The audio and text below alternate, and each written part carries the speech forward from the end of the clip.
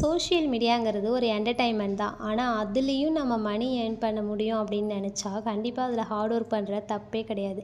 Actually நான் ஒரு medical ஷாப்பில work பண்ணிட்டுருக்கேன். எனக்கு மந்த்லி இன்கம் இருக்கு.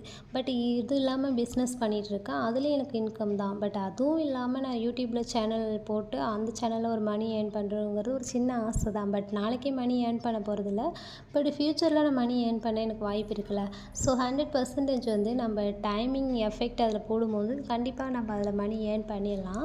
பட் ஒரு விஷயம் அண்டர்ஸ்டாண்ட் பண்ணிக்கிங்க. நான் ஒர்க் பண்ணிகிட்ருக்கேன். பிஸி டைமிங் தான்.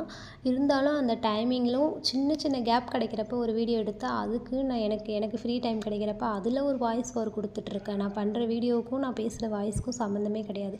பட் இருந்தாலும் வாய்ஸ் ஓவர் குடுத்துட்ருக்கேன். எதுக்காகனா, இன்றைக்கி இல்லைனாலும் ஃப்யூச்சரில் ஒரு இன்கம் எடுக்கலாம்.